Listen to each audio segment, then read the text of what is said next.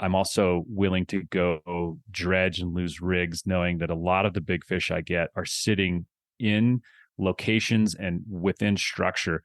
It's like they know that that's where you're going to probably snag and break off your rig. And most of the big fish I've seen, even in like Cheeseman, they're like sitting right on the nose of a rock that if you get near, you just know you're going to snag. They've been around the block. That was Forrest Hobbs on targeting big trout. Get up and go, put your body in gear. You're in control, so grab the steering wheel. Welcome to the Destination Angler Adventures Podcast, the podcast about life and fly fishing from anglers like you. And I'm your host, Steve Haigh. Here on the Adventures Podcast, we put you, the angler, center stage to tell your stories and share your adventures. Get up and go. Get out of here. Get out of here. And today our destination is Colorado with trophy trout hunter Forrest Hobbs. So Forrest grew up in Alaska, but now lives in Colorado, where he has developed a playbook for routinely hooking and landing big, impressive trout in difficult conditions. And lucky for us, Forrest shares his playbook and how he manages to spend over 100 days a year on the water. Hey, if you like the show, please share with a buddy and be sure to subscribe wherever you get your podcasts. Let's hear from Forrest. All right, folks. Well, today we have Forrest Hobbs on the line, and Forrest is he's just one of these anglers that is just constantly posting really big fish on Instagram, and he's popped up a few times. I think Instagram starts to favor certain Instagram accounts, and I'm like, wow, this is amazing. Another huge fish. And I was just out there the other day. You must have been fishing recently, Forrest, right? I was out Tuesday, and you got a nice one, didn't you? Oh, I got a few nice ones. I'm selective about what goes up, but I stuck to my playbook and I got 12 or 15. Yeah. Really? Okay. All right. No, this is we're December 9th. Okay. So this is kind of winter fishing. We're going to talk about winter fishing here in a minute too. Definitely. Anyway, so Forrest, if you're up for it, I'd love to hear some of your pro tips on how the heck you're getting these big fish in. So welcome to the show. Thank you. It's a real pleasure to be here. And I'll throw props to you and what you're doing, Steve, with the Destination Angler podcast. As a guy who kind of grew up fishing in an era that didn't have ubiquitous information out there to share and learn, it can be really difficult to figure out how to crack the code. And as we grow up in busy lives, particularly of careers, we have such limited time sometimes to prepare or research for what we're going to do and how we're going to do it and where we're going to go. And I think the ability to share information like you're doing is it's a great mission. So real pleasure to be here. It's like walking into a fly shop, dial me in, Exactly. Tell me about this place. So well, thanks I did not pay Forrest to say that. Just came up with that. So anyway, all right, Forrest. So where are you from and where do you fish? I think from's a pretty broad term for me. I've lived in probably 45 places in my 50 years on this planet, and 45. I'm 45. I mean, you start to kind of scratch your head on like, what do I consider living somewhere when you're there for like a month or point. 3? But I'm from Alaska, so I'm from a little island in the northern Gulf of Alaska called Kodiak. That's where I lived when I was a kid, and where I actually returned to when I was 17 to start my work life on the crab boats up in the Bering Sea. How about that? You're from Alaska, and now you're in the great state of Colorado, I believe. I do. I've returned after being here at school 30 years ago. I finally came back, and though I never lived here formally, it does feel like coming home. I love it. It does. Okay, you went to school there. Great. Yeah. Okay. And going back to Alaska for a minute, I got to ask you about, how you got started in fishing. And do you remember your first fish? I think if I didn't remember, I've definitely been told a number of times. I grew up as a little kid in Kodiak, Alaska, lived right over the Kodiak Harbor. My dad was a commercial fisherman of all sorts, mostly crab, cod, halibut, that whole salmon fishery that's up there. He would come back from his trips and pull his boat into the harbor. We go down to meet him because he'd been out for, sometimes months at a time. And my brother, who's my kind of fishing, partner in crime, he and I went down to the harbor to fish off the back of the boat. And I hooked into what was, inarguably considered a trash fish at the time, in a fishery full of just delicious fish. Yeah. It was a little harbor bass. It was probably about 3/4 the length of me at that time, but I pull this fish in, and everyone kind of just ignores it because it's a junk fish. And my dad goes to toss it in the water, and I freaked out. I'm 2 years old, right? It's my first fish I've ever caught. It's almost as big as me, and I flip out, and I'm crying and screaming. And so my dad, in his infinite wisdom, says, all right, I'll take this fish home, throw it in the freezer, and in a couple of days he'll forget it even exists, and I'll toss it in the trash. And so we go back home, eventually get to bed, and my dad hears all this commotion, and he gets up to look around the house to see if everything's okay, and everything's fine. And he goes in my brother's in my bedroom, we're bunk beds, of course. And he pats my brother, and he's there, and he's fine. And he pats me, and I'm there, I'm fine, but I'm freezing cold. So he pulls the blanket back, and I'm in bed with this fish wrapped in saran wrap, frozen. I went to the freezer in the middle of the night, and I grabbed this thing and brought it to bed with me because I just had to have it. And that was it. That's slippery slope, pure obsession ever since then. Yeah, that's amazing. So when did you start fly fishing? Later, right? I dabbled a bit throughout time. I think I got that kind of, special forces mentality about wanting to know how to do everything, be able to pick up any weapon in the field of battle and use it. And so, I fished commercially, I fished conventionally, spinning hand lines off the back of our crab boats, and really never got into fly fishing until a couple float trips on the Yakima when I lived in Washington a few years back. And then great river.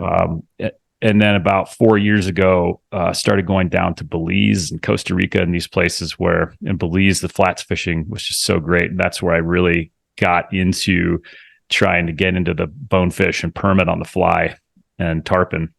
And so that's where I dabbled, but only on those few and far between vacations. And moving to Colorado last year, my first trip was October 22nd of 2022.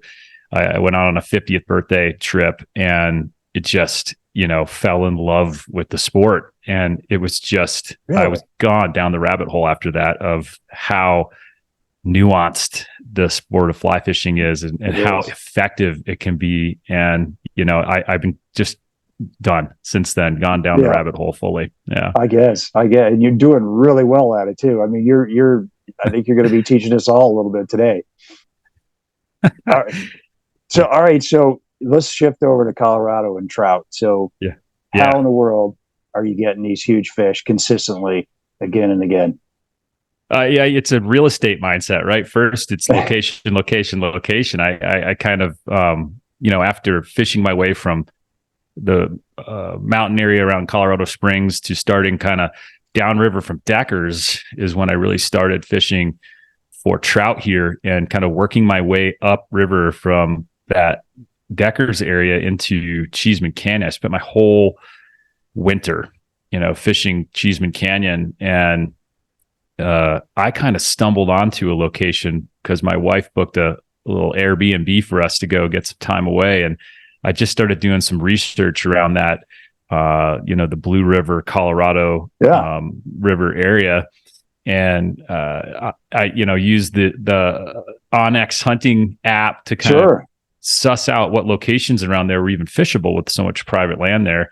And just stumbled onto some locations where, the myth and folklore of big trout existed, and just really started to dial my focus in on some very specific areas where there were big trout that we just sort of defied what you would expect in a typical river system. And Cheeseman is known as a super challenging place to fish, and you're hauling, like, what's a good day for you in Cheeseman? Oh yeah, I remember exactly going into Cheeseman, coming off of the South Platte, and seeing some reduced numbers of fish in my days. And someone encouraged me to head up into Cheeseman. And my first two outings there, my number of fish, 0. I got skunked both times, saw so many fish, just gin clear water. And, started dabbling with Euro nymphing as a way to really plumb a bit deeper during the cold weather. Cause I started fishing Cheeseman in December. And, that's where I started to get the 5s, the 6s, the 8s. And then, by March, it was 20s and 30s numbers of fish. Okay. once I sort of like landed my playbook, of like, hey, I unlike legends like Russ Miller, who, that guy will change flies out every like 5 seconds. I would find, what I really believed they were keying in on, and I would be patient, and I would believe that there were fish down in the depths, and, and to me, I would just stick with a very narrow playbook in Cheeseman and really come out with a pretty rewarding day. Okay. And so you like winter fishing, sounds like. I have no trouble standing in a cold river with You're from snow. Alaska, of course. And, when you're crab fishing, in the Bering Sea in February, taking waves in the face, and you're icy. And I lived in Minnesota for 7 years. And I think I probably killed enough nerve endings in my hands and feet that it's not like some genetic thing that I have. It's just, it's like a Muay Thai fighter whose shins are tough from kicking wood all day. I think I've just damaged my hands. And honestly, I think you probably know what I mean when I say I could be out there in the cold all day long and honestly forget to drink water or eat food. Yeah. And I'm just, when I'm there and I'm fishing, I'm so dialed in to the moment. Yeah. And the anticipation, the problem solving, the trying to figure it out. Somehow the cold weather just sort of takes the backseat to my focus on figuring out how to crack the code on that day. All right. So what about your toes? That's the one thing that gets me. I got a secret about that, but I want to know what you do. Oh, geez. Mine is just less is more. I've, for my son, I got him like the electric socks. I tried doubling up. To me, it's like, I believe that circulation prevails over layers. Mm-hmm. I think that no matter what kind of sock strategy I have, neoprene, my whatever I've got on my waders is going to be probably a whole lot better insulation. And so to me, I focus more on circulation than anything. But if you've got a trick, please share it. I don't aspire to be uncomfortable, but I don't mind it. Yeah. Well, it's the one thing that gets me, like when I'm deer hunting, is sitting there if your toes get cold, and I just take some of those hand warmers, that last 8 hours, shake them up and stuff them down right underneath your toes. I've used those for sure. And you don't need the type that stick to your socks. You can just stuff those up in there. And so I started doing that for steelhead fishing, and just sticking those, up in your toes, and it works. If your feet are warm, nothing else matters in my book. Oh, I for sure have a value pack of those in my closet. Right. Yeah, you can buy like 10, a box of those things. Anyway, so all right, so let's get into maybe some tips and techniques. So are you fishing, tiny little flies like everybody else down there? Or are you kind of doing something that bucks conventional wisdom? Yeah, I started out fishing little flies, and that's what they always say, like, don't worry about patterns and colors as much as if you're not catching fish, start to dial down the size, and then you'll start to hit them. I think there's a lot of truth in that. So I'm certainly not trying to fly in the face of conventional wisdom as much as, what I do see is that when I'm fishing smaller flies, when I'm fishing lighter tippet, I'll lose more fish. I'll also catch a lot more small fish. And so if my objective is just to go out there and catch fish, I think that conventional wisdom is sound. What I have found, however, if I want to go out and I want to get big fish, in the areas I'm fishing in, I'm going big. I am going, in Colorado, you're allowed to throw a triple rig, so you can have three flies in your setup. And I've moved from, a 2 attractor setup with one smaller fly to just all 3. And, a lot of it was just experimentation to say, like, hey, what is attracting them? My attractor mindset is it's more about, it started out, what is not annoying them, like large enough to get their attention away from the thousands of, midge larvae in the substrate that are drifting by, and more shifted to, okay, these bigger patterns. If I'm setting up a rig with multiple large patterns of things that I know exist in the system, I am getting more big fish consistently than the folks I see fishing around me who might be fishing midge patterns or whatever, a mayfly pattern, trico pattern. Even though I see them rising up, I'm getting more big fish consistently. So even if you see some fish rising, you're going down after them. Is that right? I just believe that most of the time, these fish, every time I see these fish, more or less, they are just laying on the bottom. And the other thing, not just the patterns and the size of the patterns I'm using.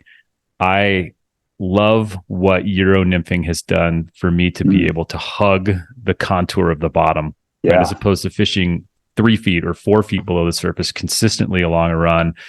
I want to feel the bottom of, and I just know they're sitting there, and I want to present to them as close to their face as possible, knowing that they're opportunistic. And I'm also willing to go dredge and lose rigs, knowing that a lot of the big fish I get are sitting in locations and within structure. You know, it's like they know that that's where you're going to probably snag and break off your rig. And most of the big fish I've seen, even in like Cheeseman, they're like sitting right on the nose of a rock that if you get near, you just know you're going to snag.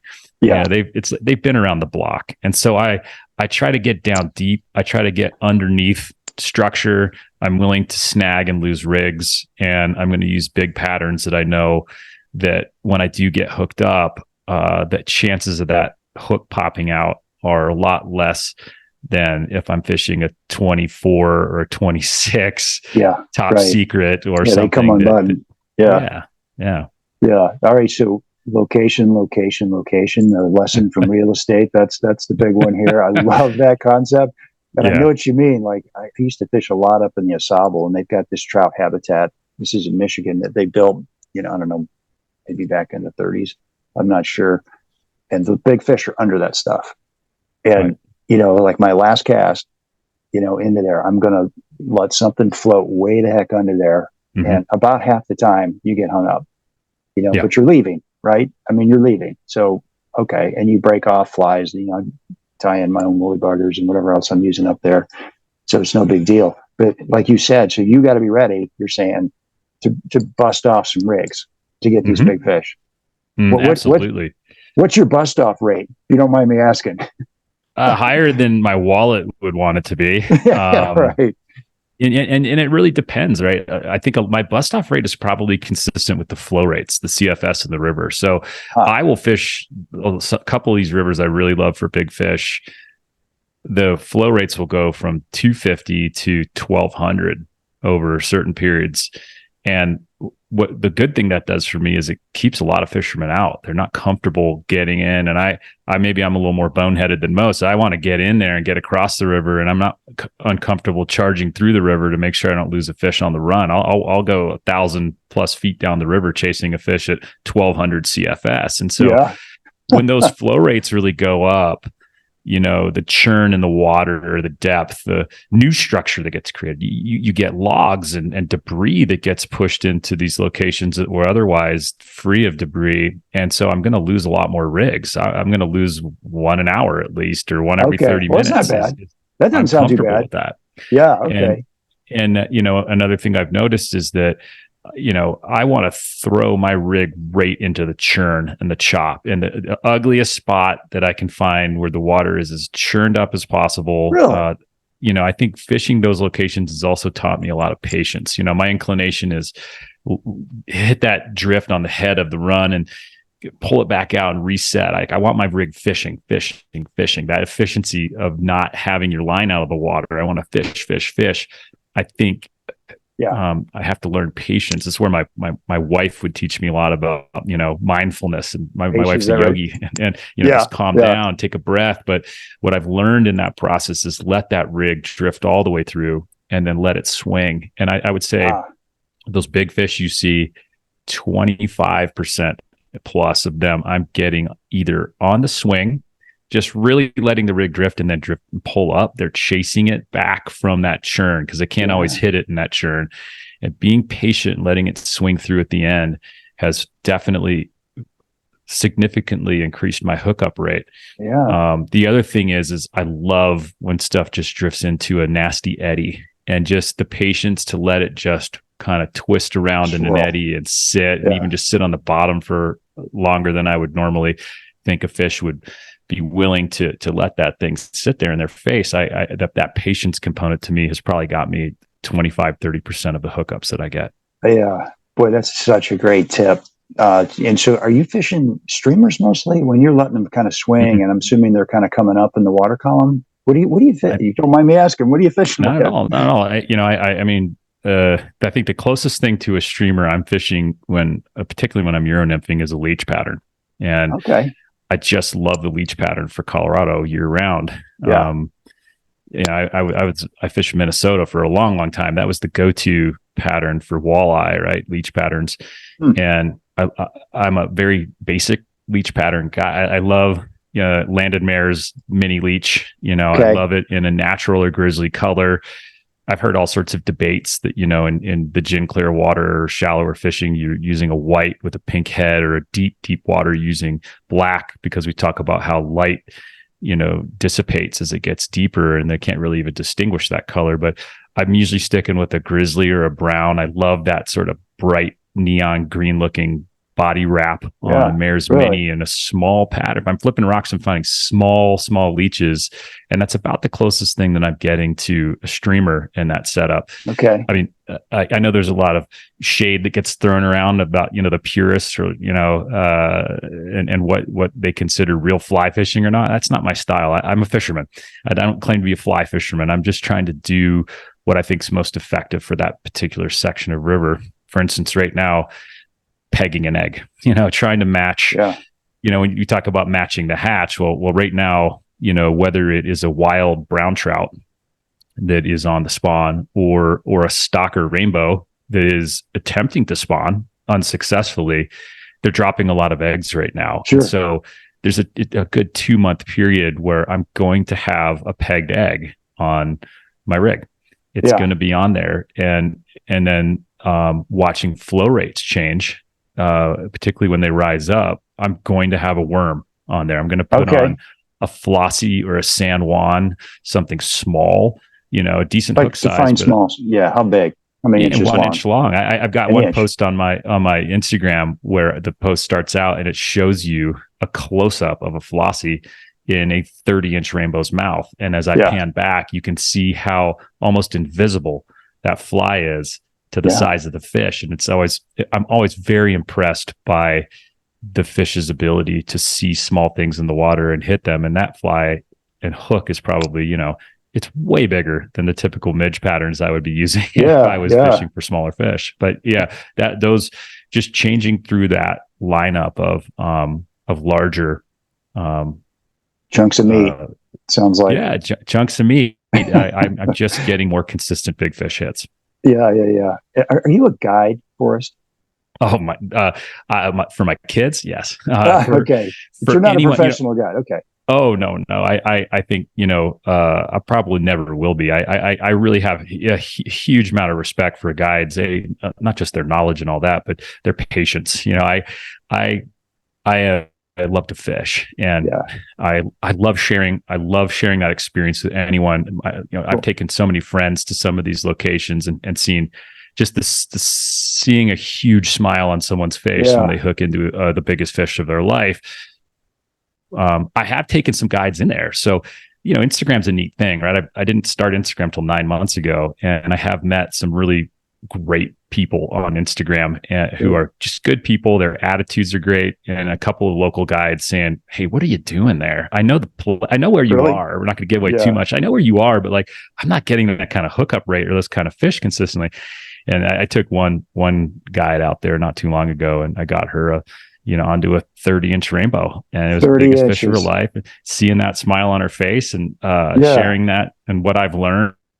Not that she couldn't pick it up or learn it quickly, but just that seeing that smile on her face was awesome. That's pretty cool. Yeah. So how many? What's your experience on the numbers of 25 plus inch fish in these Colorado streams? We're talking about. I'm not going to say the streams, but we're talking about some streams that a lot of people are familiar with that aren't that big. Mm-hmm. Are you finding that it's not a problem finding these big fish? There's plenty of them in there, or is it kind of like, elephant hunting here? Yeah. I mean, if I can get up high and look down, even in places where, South Platte is an example, or Cheeseman, my average fish is going to be in the 16 to 20, and that's a big fish. Right. A cutthroat here, native cutthroat, you're talking, it kind of maxes out at 22 if you're fishing out and I'm not posting a lot of my stuff. I'm posting great big stuff that, right. Right. It's Your best Instagram, it's moments. entertainment. Right. Yeah. Exactly. People like to see that stuff. It's for fun, right? But every time I'm able to get up high over a run and get some line of sight down to it, I am able to see some big fish sitting in really tough places to get a cast to and a drift through.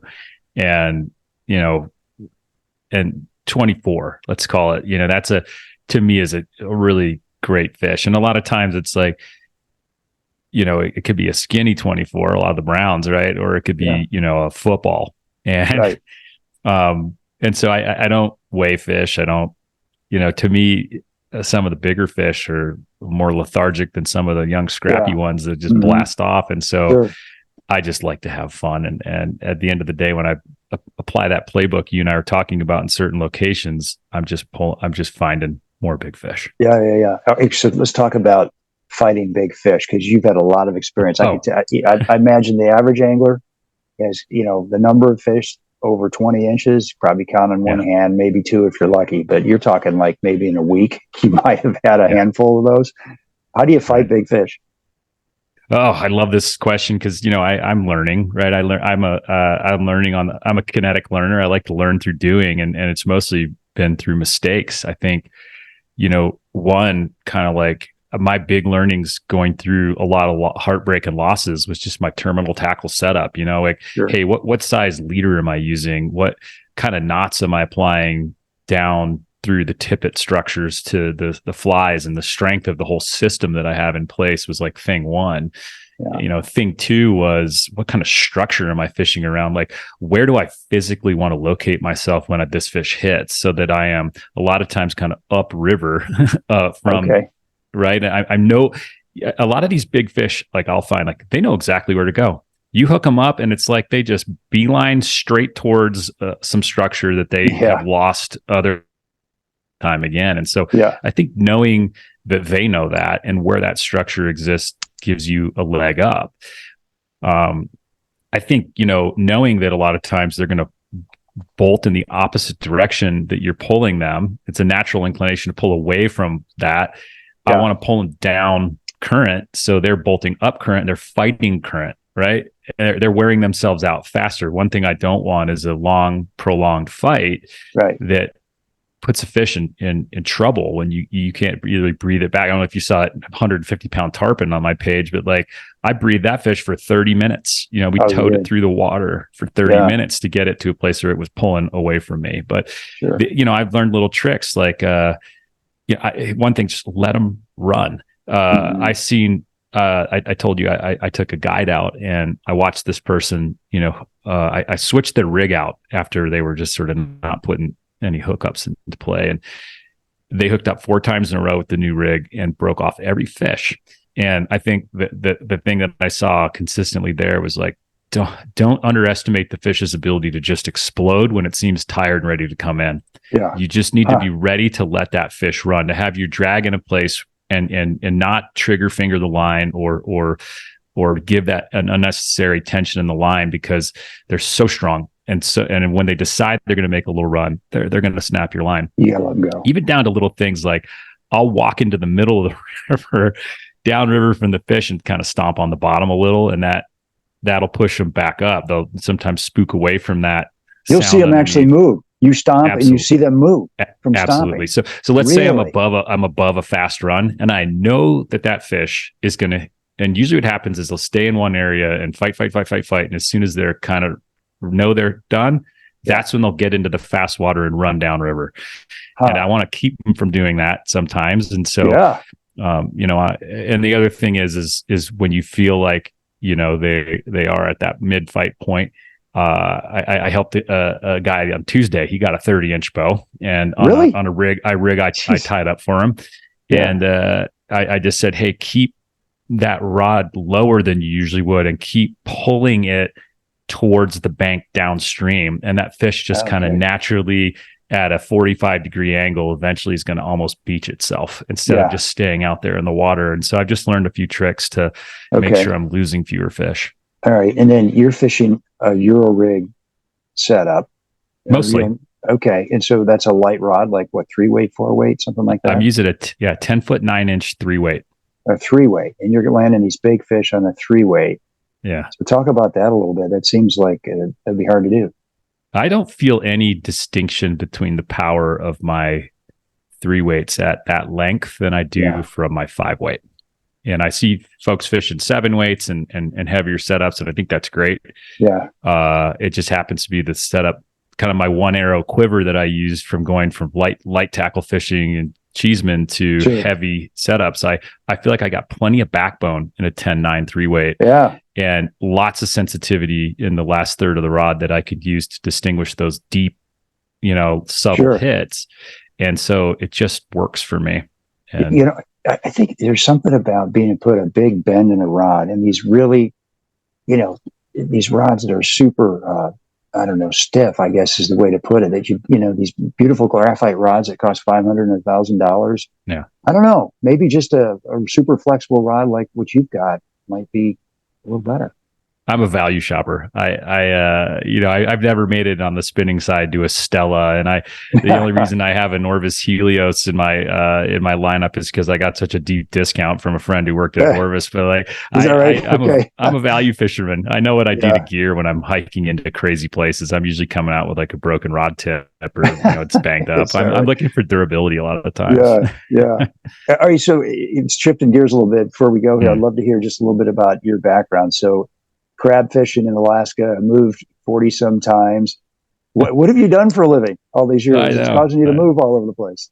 I don't know. I moved a lot as a kid. Obviously, I didn't determine where we moved. It's just like a classic American story, divorce, parents' jobs type thing, moving around a lot, and then went off to school. And that's at 17. That's when I started going back to go commercial fishing up in Alaska to help pay for school and have a kind of the last frontier, last Wild West. And after that, I moved off to Hawaii to use that as a jump point to get up to the Bering Sea, and ended up on a road trip to the U.S. and Mexico fishing, fishing my way through the U.S. and Mexico out of the back of a truck.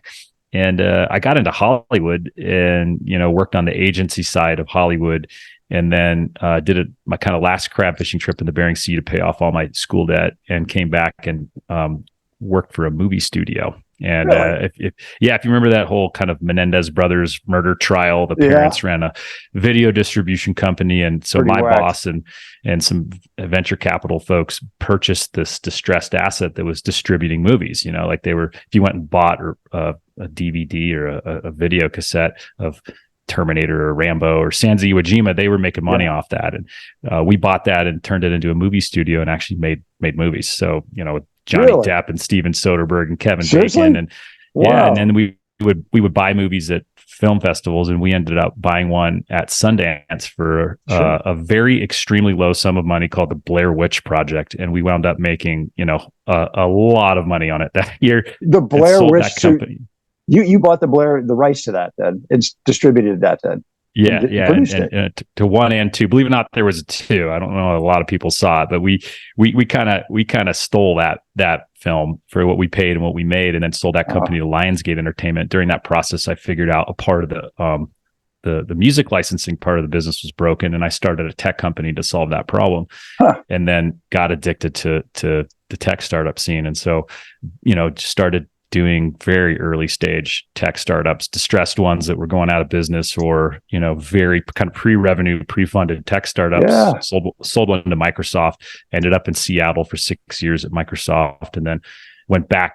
I think my soul died a little every day. I was in the corporate world, and ended up going back to building tech startups. And at a certain point, I found that being an advisor to tech startups was giving me more joy than being an operator after 20 some years operating those kind of builds and selling them to public companies. And so now I work on the venture capital side, which gives me a huge amount of flexibility to, as you see, like maybe fish in the middle of the week when there's fewer people. Right. How many days a year are you fishing, do you think? Have you added it up? Over 100. Over 100. I think so. I don't count. Maybe that's another benefit is the way I fish has changed a lot. I think when I was really in the grind of fishing, to me there was always a little bit more urgency to it. If I went on a vacation, I was trying to pack a lot of lost time into a small period of time, and there was so much more urgency to it. I think now that I'm able to lean into it and enjoy it more, there'll be hours at a time on the water where I'll have not one constructive thought in my head, maybe a song that I'm changing the lyrics to in my head for hours. And, it's where I feel connected. That's being outdoors is important to me. It's where I feel connected. Yeah. It scratches that itch I have, the tug is the drug, when I feel that hit and that anticipation and not knowing what might be on the other end of the line. It's just, it's been, like I said, from that story about the bass and Kodiak that I took out of the freezer and slept with. It works for me. And it sure does. That's great. And then your wife she's got a big following because of her yoga on Facebook and Instagram. Is that right? She makes me look like I'm standing still. She's amazing at what she does. She's a real, domain expert and has followed a passion in her life to learn and share and teach, and has done just enormous amounts in her career, as well as to give back, the birthplace of yoga being in India, in addition to this business that she runs, Yoga Medicine. She also runs a nonprofit in India where our focus is the rescue, rehabilitation, and oftentimes repatriation of girls sold into sex trafficking. India, if you think of the 45 to 50 million, young women a year who are in sex trafficking, and that 15 to 20 of that comes out of India. So we have our operations there to help with that huge problem. And so that's a really important part of what we do in our lives to give back. Good for you. Doing some good. That's fantastic. Yeah. Hey, Forrest, it was great having you on the show. Thanks for making some time. A real honor and a pleasure to be here, Steve. Keep it up. I love the mission. Yeah, thanks a lot. I appreciate that. So listen, I wish you extraordinary success in all your fishing adventures to come. And folks, if love to hear from you. If you got any comments or suggestions for me, you can get a hold of me at shaig50@gmail.com. Drop me a line. Until next time, tight lines, everybody. Thanks for listening to the Destination Angler Adventures podcast. I hope you enjoyed the adventure. Got an epic story you want to share on the podcast? Give me a shout on Instagram or email at shaig50@gmail.com. And if you like the show, please tell a buddy. And don't forget to hit that subscribe button to catch all the episodes coming your way. And our music is by Brothers Fountain, a great little band out of Colorado. Tight lines, everybody.